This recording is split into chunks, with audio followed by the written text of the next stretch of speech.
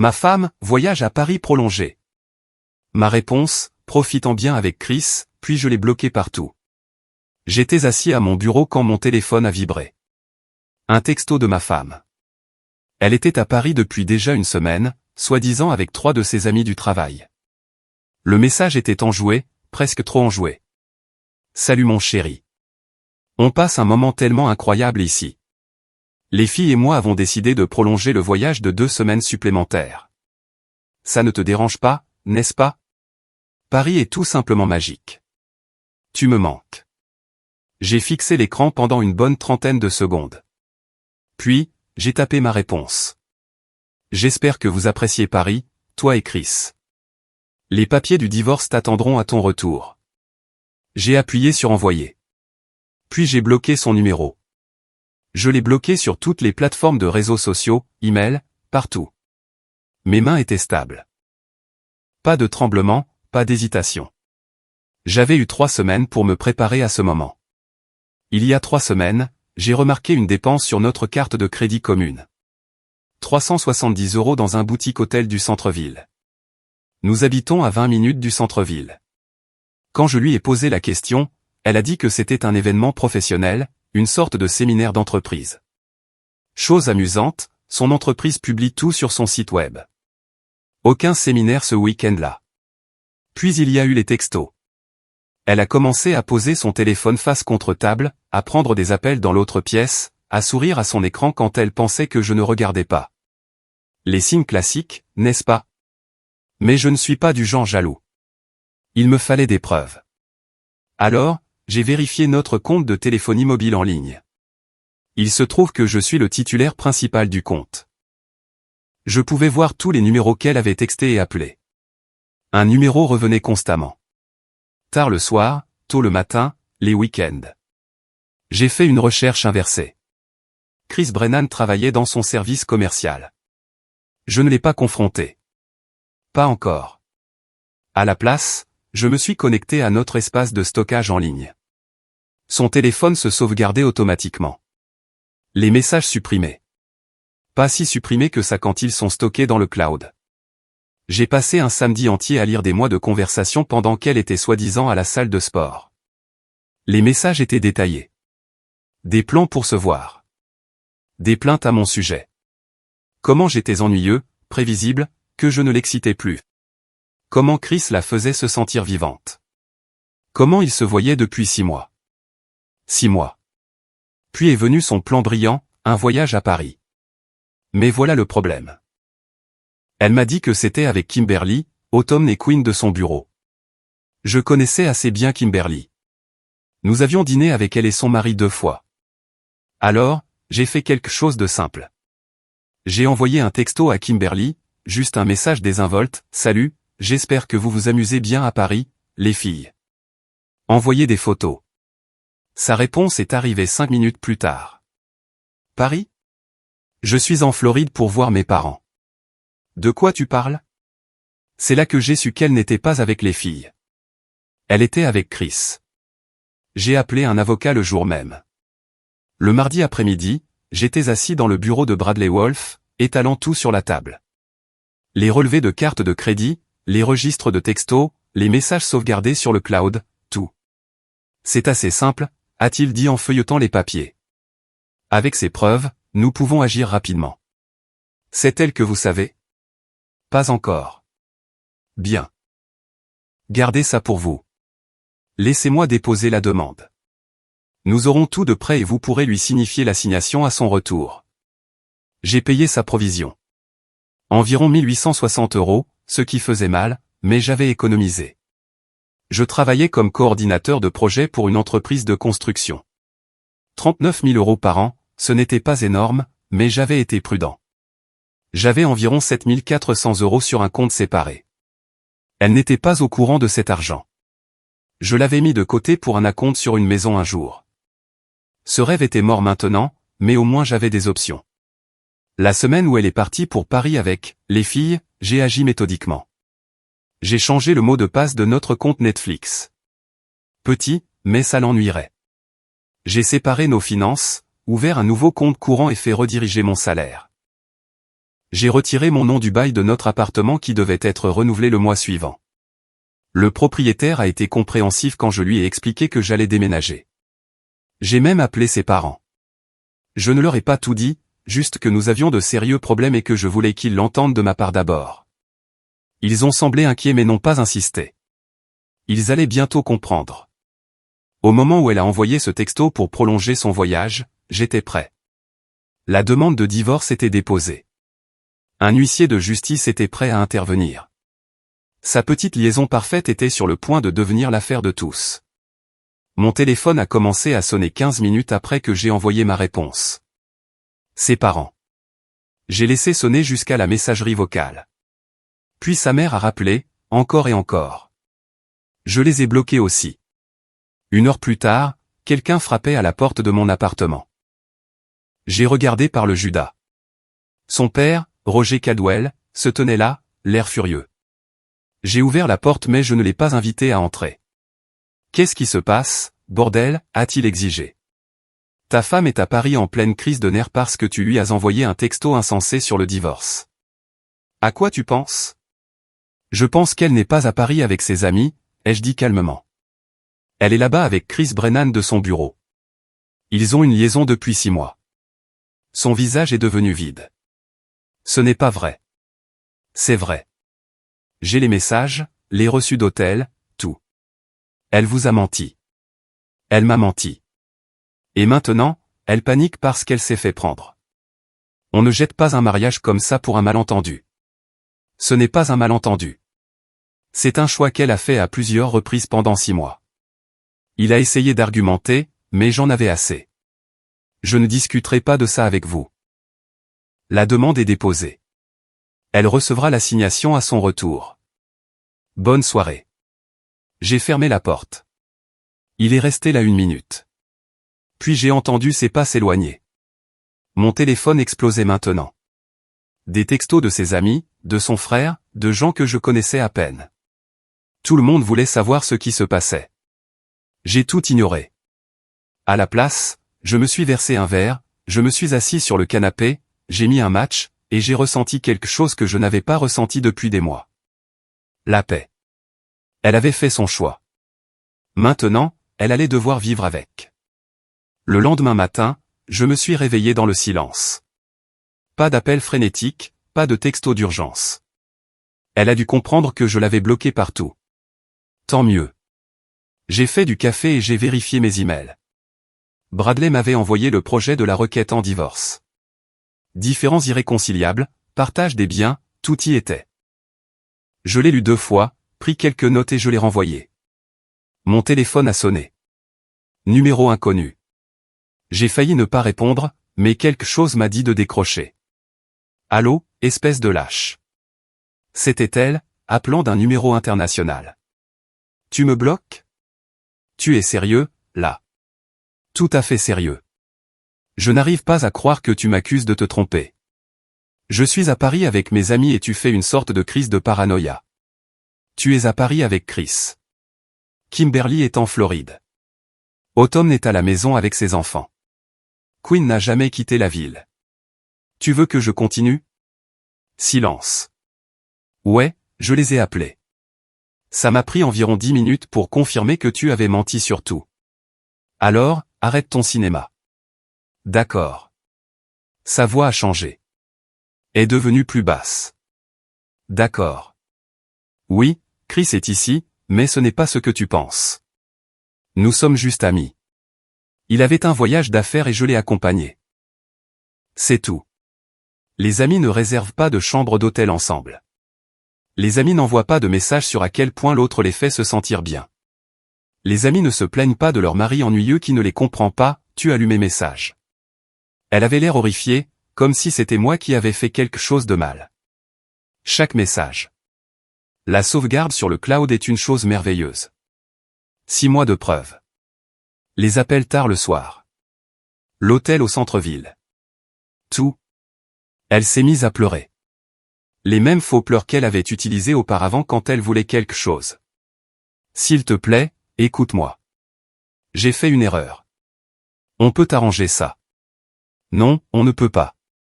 J'ai déjà demandé le divorce. Tu seras assigné à ton retour. Tu ne peux pas faire ça. On peut aller en thérapie. On peut surmonter ça. Ça ne m'intéresse pas de surmonter quoi que ce soit. Tu as choisi ça. Tu voulais de l'excitation. Félicitations. Maintenant, tu vas avoir l'excitation de trouver un nouvel endroit où vivre. Où suis-je censé aller? Ce n'est pas mon problème. Peut-être que Chris a une chambre d'amis. J'ai raccroché. J'ai bloqué ce numéro aussi. La journée au travail a été étrange. J'ai fait mon travail. J'ai examiné des plannings de projet. J'ai envoyé quelques emails. Personne ne savait encore rien. Mon patron, Vincent Marche, s'est arrêté à mon bureau vers midi. Ça va? Tu as l'air ailleurs. Des problèmes personnels. Ça va aller. D'accord. Dis-moi si tu as besoin de quelque chose. J'ai apprécié. Vincent était quelqu'un de bien. Il ne fouinait pas, n'insistait pas, il offrait juste son soutien et passait à autre chose. Ce soir-là, je suis allé chez mon ami Gareth. C'était mon ami depuis l'université. L'une des rares personnes en qui j'avais vraiment confiance.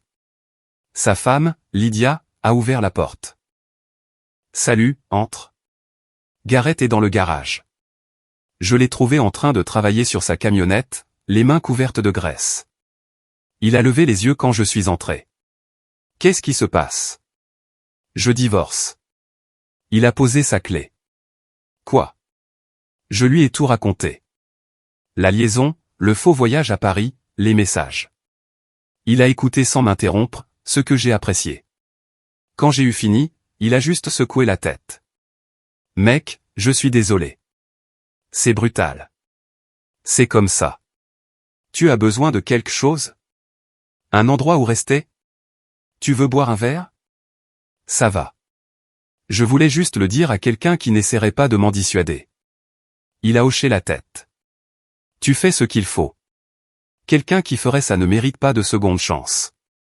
Lydia nous a préparé le dîner. Nous n'en avons pas beaucoup parlé après ça.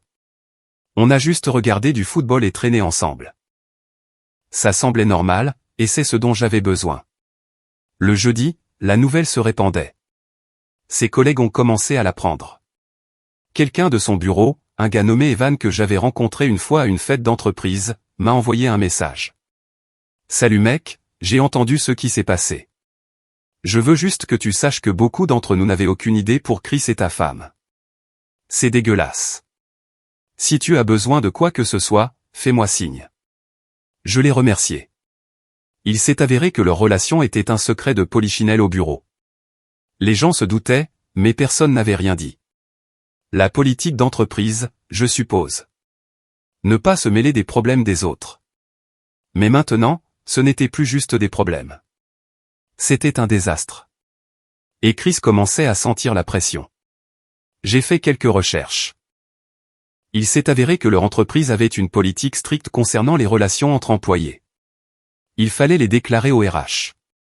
Ils ne l'avaient pas fait, ce qui signifiait qu'ils violaient la politique de l'entreprise depuis des mois. J'ai envoyé un email anonyme à leur service des ressources humaines, en joignant des captures d'écran des messages. Sans signer, sans le rendre personnel. J'ai juste transféré les preuves et je les ai laissés gérer. Le vendredi après-midi, j'ai reçu un appel d'un autre numéro inconnu. J'ai répondu. Arrête ce que tu fais. C'était Chris. Sa voix tremblait. Qui est à l'appareil? Tu sais très bien qui c'est. Arrête d'envoyer des trucs à notre entreprise. C'est entre toi et ta femme. Faux. Tu en as fait mon affaire quand tu as décidé de coucher avec elle. Maintenant, tu fais face aux conséquences. Je pourrais perdre mon travail à cause de ça. Bien. La prochaine fois, tu y réfléchiras à 2 fois avant de t'impliquer avec une femme mariée. Tu es vindicatif. Non, je suis juste. Vous avez tous les deux menti. Vous avez tous les deux triché. Vous allez tous les deux faire face à ce qui vient après. Ne m'appelle plus. J'ai raccroché et bloqué ce numéro aussi. Ce week-end-là, j'ai commencé à faire mes cartons. Le bail de l'appartement était à nos deux noms, mais j'avais déjà parlé au propriétaire. Je serais parti d'ici la fin du mois. J'ai trouvé un endroit plus petit de l'autre côté de la ville. 1 T2, loyer moins cher, plus près du travail. Ce n'était pas grand-chose, mais c'était à moi. Samedi soir, j'emballais des livres quand on a frappé à la porte. J'ai vérifié par le Judas. Son frère, Kyle. J'ai ouvert la porte. Quoi? On doit parler. Non, on ne doit pas, écoute, je comprends que tu sois en colère, mais c'est ma sœur. Elle est en train de s'effondrer là-bas. Tu ne peux pas au moins l'écouter quand elle rentrera? Elle a eu 6 mois pour me dire la vérité. Elle a choisi de ne pas le faire. Maintenant, elle doit assumer. Les gens font des erreurs. Ce n'était pas une erreur. Une erreur, c'est d'oublier d'acheter du lait. Ça, c'était un choix. Chaque texto, chaque rendez-vous, chaque mensonge, tout ça, c'était des choix. Il a essayé d'argumenter, mais ça ne m'intéressait pas, je ne lui dois rien. Ni mon temps, ni mon pardon, rien. Elle a détruit ce mariage. Je ne fais que l'officialiser. J'ai fermé la porte. Dimanche, je suis allé à la salle de sport, j'ai soulevé des poids, couru quelques kilomètres, me suis vidé la tête. En rentrant, il y avait un mot scotché sur ma porte. S'il te plaît, appelle-moi. On doit parler. Je rentre plus tôt. Je l'ai froissé et je l'ai jeté. Elle serait à la maison mardi. L'huissier était prêt.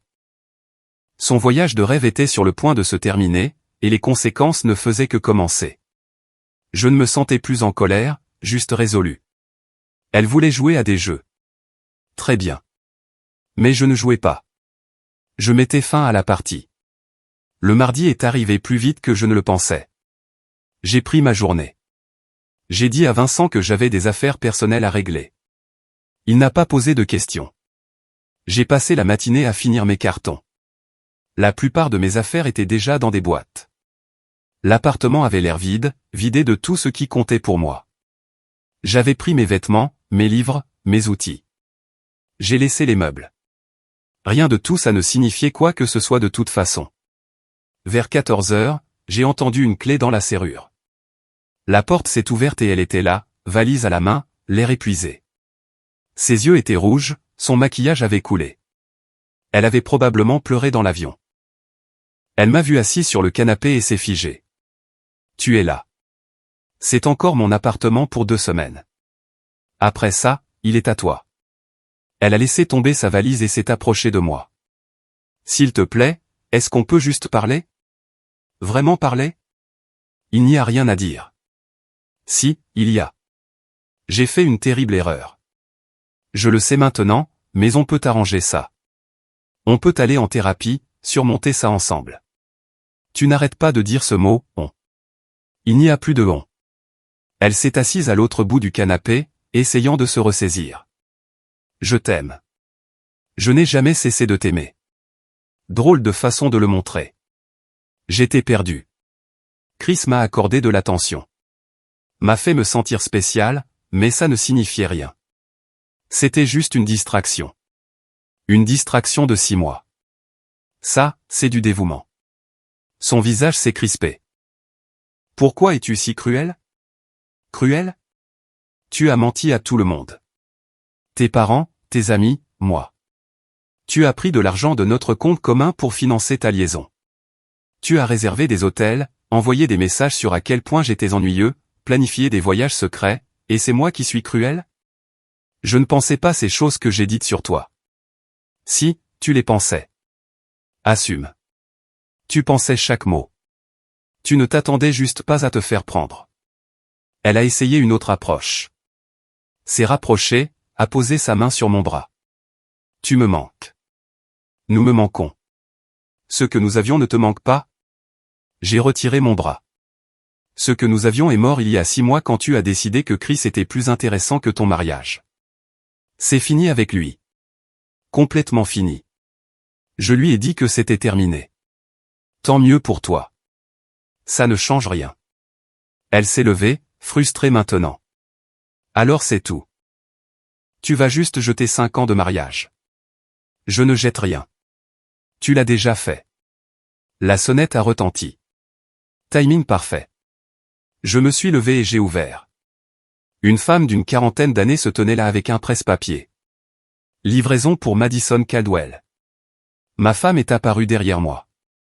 C'est moi. La femme lui a tendu une enveloppe. Vous avez été assigné. Bonne journée. Elle est partie. Ma femme a fixé l'enveloppe comme si c'était une bombe. Ouvre-la, ai-je dit. Elle l'a fait. Ses mains tremblaient en lisant la requête en divorce. Tu es sérieux? Tout à fait sérieux. Et l'appartement, nos affaires? Garde les meubles. J'ai déjà déménagé mes affaires. Le bail est à nos deux noms jusqu'au mois prochain. Ensuite, tu peux le renouveler seul ou trouver autre chose. C'est à toi de voir. Où vas-tu vivre? J'ai déjà un endroit. Un T2 de l'autre côté de la ville. J'emménage ce week-end. Elle a regardé autour de l'appartement, réalisant à quel point il était vide. Tu as tout planifié pendant que j'étais parti. J'ai eu beaucoup de temps. Tu as prolongé ton voyage. Tu te souviens? Son téléphone a vibré. Elle l'a vérifié et son visage est devenu blême. Quoi? J'ai été viré. Ils viennent d'envoyer l'email. Je n'ai rien dit. C'est toi qui as fait ça? Tu as parlé de Chris à mon entreprise. Quelqu'un a informé les RH que vous violiez la politique de l'entreprise. Les relations entre employés doivent être déclarées. Vous ne l'avez pas fait. C'est de ta faute. Tu as ruiné ma carrière. Non, tu l'as fait toi-même. J'ai juste fait en sorte que les bonnes personnes sachent ce qui se passait. Elle a jeté son téléphone à travers la pièce. Il a heurté le mur et s'est fissuré. Je n'ai plus rien maintenant. Pas de travail, pas de mari, rien. Tu aurais dû y penser avant de monter dans un avion pour Paris avec ton collègue. Je te déteste. C'est bien. Ça rend le divorce plus facile. Elle a attrapé sa valise et s'est précipitée dans la chambre. Je l'ai entendu pleurer là-dedans, jeter des objets. Je m'en fichais. Mon téléphone a vibré. Un texto de Bradley, mon avocat. L'huissier a confirmé la remise. Tout est en ordre. Audience prévue dans 6 semaines. Elle a 20 jours pour répondre. J'ai répondu par un « merci ».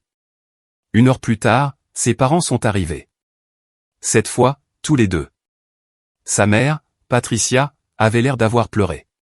Son père, Roger, semblait prêt à se battre. J'ai ouvert la porte, mais je ne les ai pas laissés entrer. Notre fille est là-dedans en pleine crise, a dit Patricia. Qu'est-ce que tu lui as fait? Je l'ai quittée pour m'avoir trompé. Voilà ce que j'ai fait. Elle a fait une erreur. Les gens font des erreurs. Pendant 6 mois. Ce n'est pas une erreur. C'est un schéma. Roger s'est avancé. Tu dois être raisonnable. Arrangez-vous. Allez en thérapie. Ça ne m'intéresse pas la thérapie avec quelqu'un qui m'a menti en face pendant 6 mois. Le mariage, c'est le pardon. Le mariage, c'est aussi la fidélité. Elle l'a brisé. C'est fini. Patricia a essayé une approche plus douce. S'il te plaît, réfléchis-y. Elle t'aime. Elle est désolée. Tu ne peux pas lui donner une autre chance? Non. Pourquoi pas? Parce que je ne lui fais pas confiance. Je ne lui ferai plus jamais confiance. Et je ne vais pas passer le reste de ma vie à me demander si elle dit la vérité ou si elle planifie sa prochaine liaison. Le visage de Roger est devenu rouge. Tu es égoïste. Je suis intelligent. Votre fille a détruit ce mariage. Je ne fais que le rendre légal. J'ai fermé la porte. Ils ont frappé encore quelques fois, mais j'ai ignoré. Finalement, ils sont partis. Ce soir-là, elle est sortie de la chambre. Ses yeux étaient gonflés, son visage bouffi. Elle avait l'air brisée. Je peux te demander quelque chose? Quoi? M'as-tu déjà aimé? Oui, jusqu'à ce que tu choisisses quelqu'un d'autre. Je ne l'ai jamais choisi lui plutôt que toi. Si, tu l'as fait.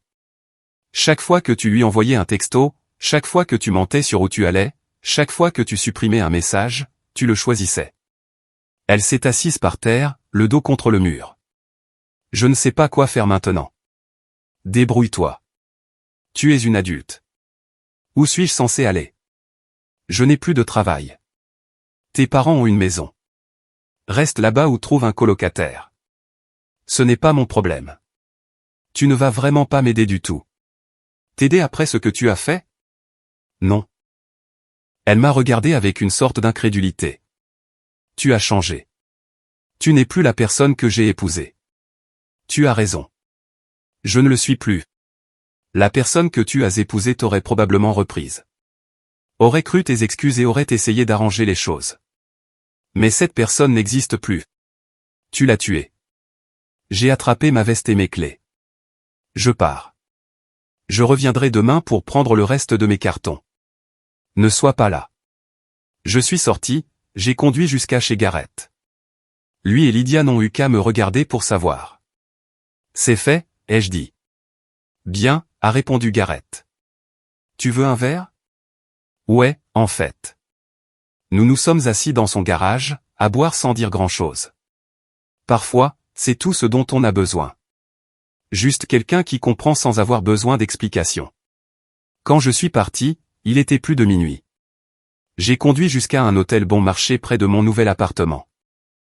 J'y ai passé la nuit. Le lendemain matin, je suis retourné à l'appartement. Elle était partie. Elle avait laissé un mot sur le comptoir. J'espère que tu es heureux. Tu as tout détruit. Je l'ai froissé et l'ai jeté à la poubelle. Puis j'ai chargé le reste de mes cartons dans ma camionnette et je suis parti. Je n'ai pas regardé en arrière une seule fois. Le nouvel appartement était plus petit, mais c'était le mien. Une chambre, une cuisine décente, une place de parking incluse. J'ai passé le premier week-end à tout installer. Lit, canapé, télé, les bases. Rien de luxueux, mais je n'avais pas besoin de luxe. J'avais besoin de paix. Lundi matin, j'étais de retour au travail. Vincent a remarqué que j'avais l'air plus léger. Problème personnel réglé. Ça va dans ce sens. Bien. On a le projet Riverside qui démarre la semaine prochaine. J'ai besoin que tu sois au top pour ça. Le travail était une distraction bienvenue. Planning, budget, réunion avec les entrepreneurs, des problèmes simples avec des solutions claires. Rien à voir avec ce qu'avait été ma vie personnelle. Vers midi, mon téléphone a sonné. Numéro inconnu. J'ai failli l'ignorer mais j'ai quand même répondu. Arrête de m'éviter. C'était encore Chris. Numéro différent. Combien de téléphones tu as? J'ai perdu mon travail à cause de toi. Ma carrière est détruite. Ta carrière est détruite parce que tu n'as pas su te tenir. Ne me blâme pas pour tes choix. Elle m'a dit que vous étiez pratiquement séparés, que le mariage était terminé. J'ai ri. Un vrai rire authentique. Et tu as cru ça? Le grand classique, mec. Elle t'a mené en bateau. Quoi? Nous n'étions pas séparés. Nous n'avions pas de problème. Tout allait bien jusqu'à ce que tu apparaisses. Elle t'a menti de la même manière qu'elle m'a menti. Silence à l'autre bout du fil. Réfléchis-y. Si elle ment à son mari depuis 5 ans, pourquoi ne te mentirait-elle pas à toi? Tu étais juste pratique. Ce n'est pas vrai. Crois ce qui t'aide à dormir la nuit. Mais on a fini ici. N'appelle plus. J'ai bloqué le numéro. Jamais 203. Ce soir-là, je me suis arrêté à Target pour faire quelques courses. Des trucs de base, rien de majeur. J'étais dans le rayon des céréales quand j'ai croisé Kimberly, la collègue que ma femme prétendait être à Paris avec elle. Salut, a-t-elle dit, l'air mal à l'aise. J'ai entendu ce qui s'est passé. Je suis vraiment désolé. Ce n'est pas ta faute. Je me sens très mal. Elle a utilisé mon nom pour couvrir son voyage. Je n'en avais aucune idée. Je sais. C'est pour ça que je t'ai envoyé un texto pour vérifier. Elle a déplacé son panier. Beaucoup de gens en parlent au bureau. Chris a été viré. Ta femme aussi. C'est un vrai gâchis. Ouais, eh bien, les actions ont des conséquences. Pour ce que ça vaut, je pense que tu as bien géré la situation. Elle ne méritait pas de seconde chance après ça. J'ai apprécié qu'elle le dise. Nous avons parlé encore quelques minutes. Puis nous sommes repartis chacun de notre côté. Mercredi, j'ai reçu un appel de Bradley. Elle a déposé sa réponse à la requête en divorce. Elle veut contester. Pour quel motif? Elle prétend que tu as abandonné le mariage, que tu as refusé la thérapie. En gros, elle essaie de se faire passer pour la victime. Peut-elle faire ça? Elle peut essayer, mais avec les preuves que nous avons, ça ne marchera pas. L'infidélité est un motif assez clair. Le juge se moquera que tu n'aies pas voulu aller en thérapie après qu'elle t'ait trompé. Bien. Une autre chose, elle demande une pension alimentaire. J'ai failli laisser tomber mon téléphone. Vous plaisantez? Elle prétend qu'elle a perdu son travail à cause du divorce et qu'elle a besoin d'une aide financière pour se remettre sur pied. Elle a perdu son travail parce qu'elle a violé la politique de l'entreprise. Ça n'a rien à voir avec moi. Je sais. On va se battre. Ne t'inquiète pas, mais sois prêt. Elle va rendre les choses difficiles. Quel essai? Ce vendredi-là, Gareth m'a invité à un barbecue chez lui. Un petit truc, juste quelques amis. J'ai failli dire non, mais je me suis dit que je devais sortir de l'appartement. Quand je suis arrivé, Lydia m'a pris à part. Ton ex-femme est venue à mon travail hier. Quoi? Elle est venue à la clinique, a demandé à me parler, voulait que je te convainque d'abandonner le divorce. Qu'est-ce que tu lui as dit? Je lui ai dit de partir, qu'elle n'avait rien à faire sur mon lieu de travail. Elle s'est mise à pleurer, a dit qu'elle avait fait une erreur et que tu ne voulais pas l'écouter. Je n'écouterai pas, bien. Elle est manipulatrice. Je ne l'ai jamais beaucoup aimée, mais je me suis tue parce que tu avais l'air heureux. Maintenant, je sais pourquoi j'avais ce sentiment. Nous avons rejoint le groupe. Gareth faisait griller des hamburgers. Quelques-uns de ses copains du travail étaient là. Conversation normale, soirée normale. Personne n'a parlé du divorce, sauf si j'abordais le sujet. Vers 21h, j'ai reçu un texto d'un numéro inconnu.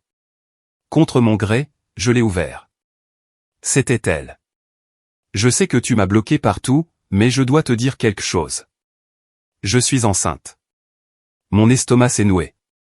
J'ai fixé le message pendant une bonne minute. Puis j'ai fait le calcul.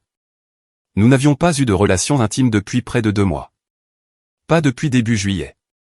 Nous étions fin septembre. J'ai répondu depuis le téléphone d'un ami. De combien de temps? 8 semaines. 8 semaines. Ça placerait la conception vers fin juillet, début août. Juste au moment où elle a commencé à s'éloigner de moi, juste au moment où la liaison battait son plein. J'ai immédiatement appelé Bradley. Je suis sorti dans le jardin où c'était calme. Elle vient de me dire qu'elle est enceinte. Est-ce de vous? Impossible. Nous n'avons pas été ensemble depuis 2 mois. Les dates ne correspondent pas, alors c'est probablement de lui. Chris. C'est ce que je pense. Ça complique les choses. Si elle essaie de prétendre que c'est de vous, nous aurons besoin d'un test de paternité. Mais ça n'arrivera pas avant la naissance du bébé. Peut-elle utiliser ça pour retarder le divorce? Elle pourrait essayer, mais une grossesse n'arrête pas une procédure de divorce. On continue d'avancer. Je l'ai remercié et j'ai raccroché. De retour à l'intérieur, Gareth a remarqué mon visage. Qu'est-ce qui s'est passé? Elle dit qu'elle est enceinte. Ses yeux se sont agrandis. C'est de toi.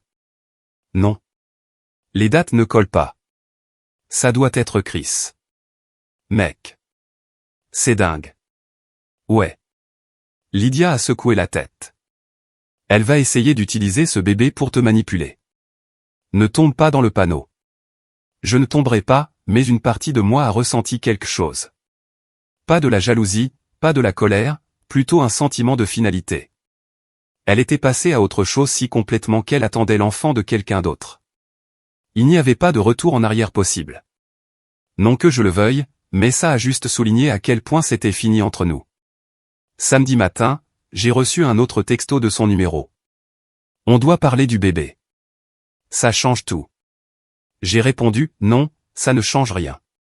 Tu attends le bébé de Chris. C'est entre vous deux.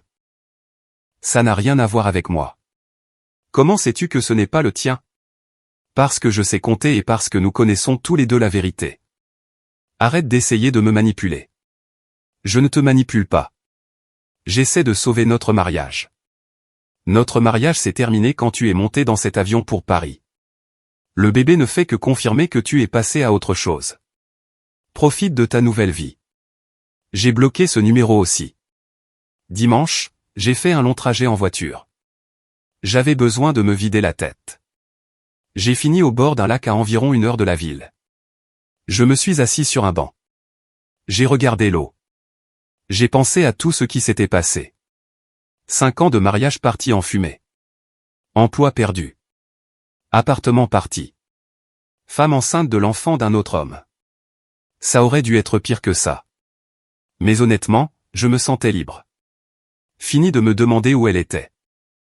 Fini de vérifier mon téléphone en attendant de mauvaises nouvelles. Fini de marcher sur des œufs en m'inquiétant de son humeur. Juste moi, vivant ma vie selon mes propres termes. Mon téléphone a vibré. Un texto de Vincent. J'ai entendu par la bande ce que tu traverses. Si tu as besoin de jours de congé supplémentaires ou quoi que ce soit, dis-le-moi. Tu fais du bon travail et on te soutient. J'ai répondu en le remerciant. C'était étrange.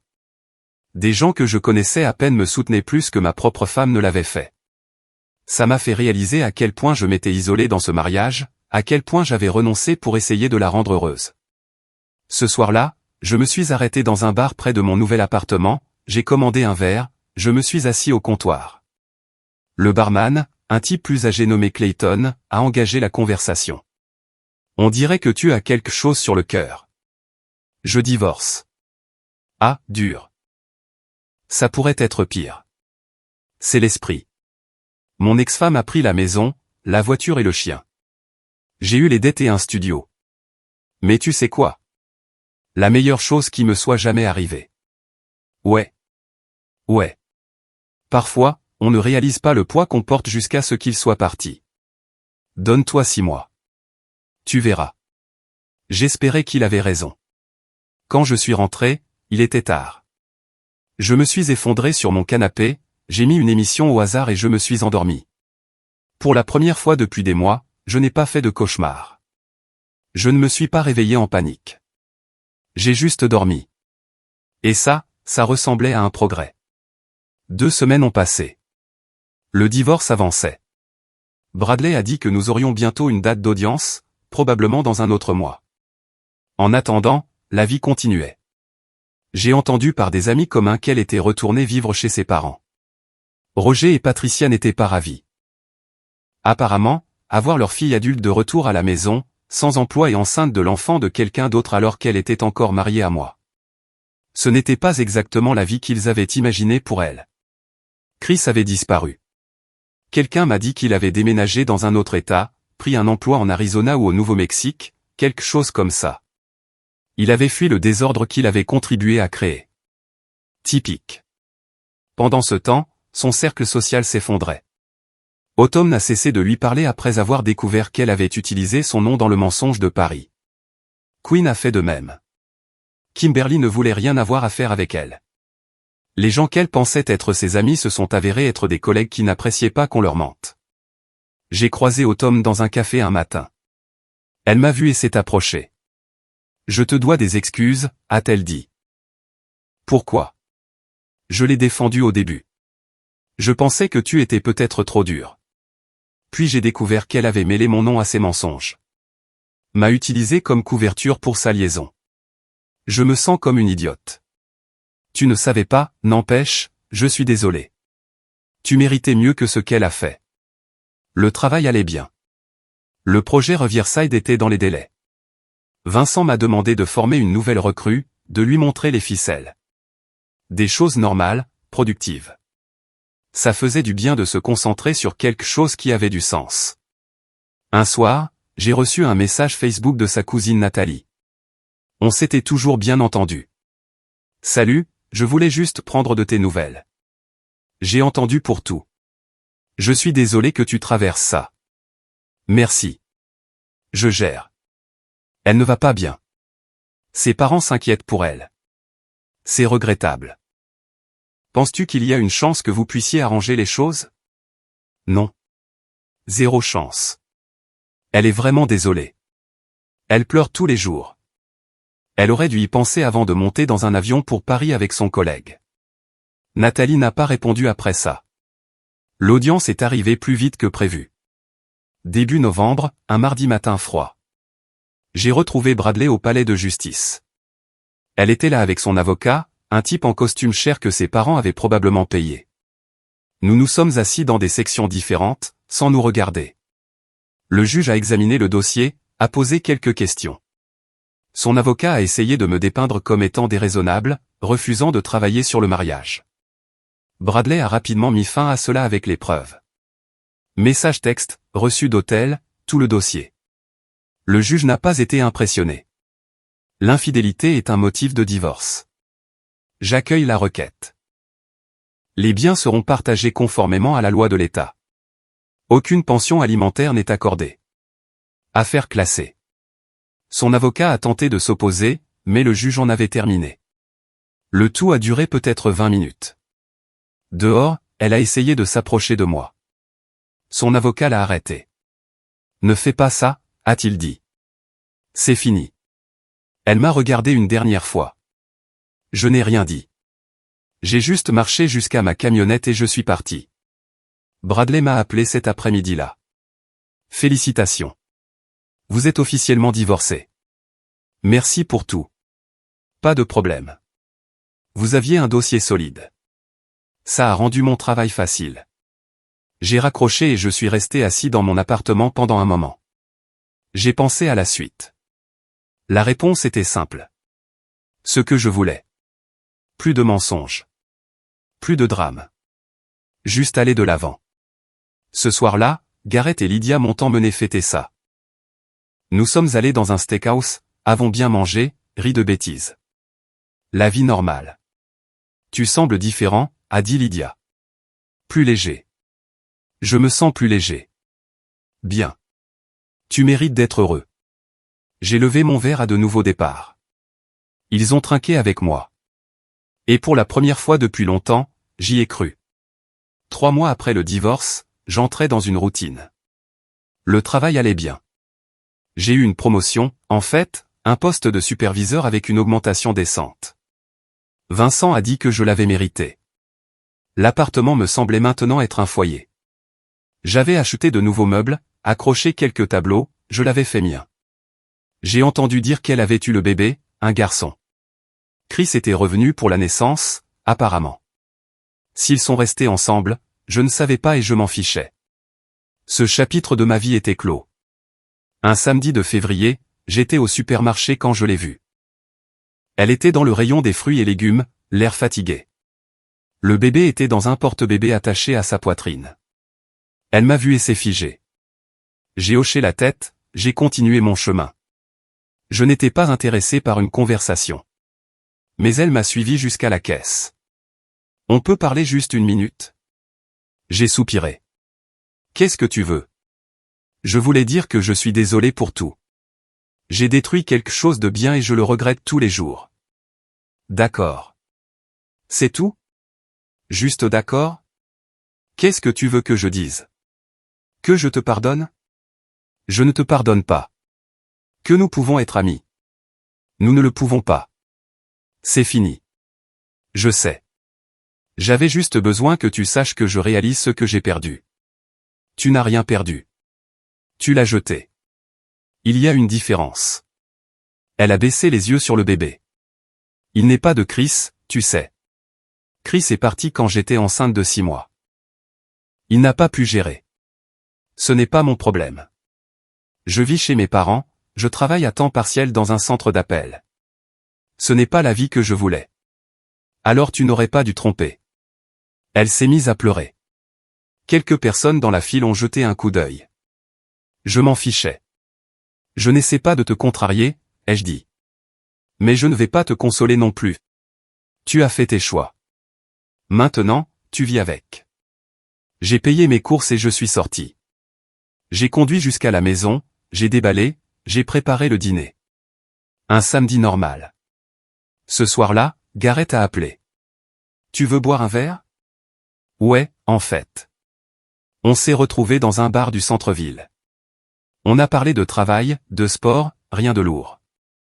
À un moment donné, il m'a demandé si je regrettais parfois. Regretter quoi? Le divorce. D'être parti. Pas une seule fois. La meilleure décision que j'ai jamais prise. Bien. Tu as l'air plus heureux maintenant que pendant tout le temps où tu as été marié. Il avait raison. Le poids que je portais depuis des années avait disparu. Je pouvais respirer à nouveau. Quelques semaines plus tard, j'ai commencé à fréquenter quelqu'un. Cassidy, une chef de projet d'une autre entreprise que j'avais rencontrée à une conférence.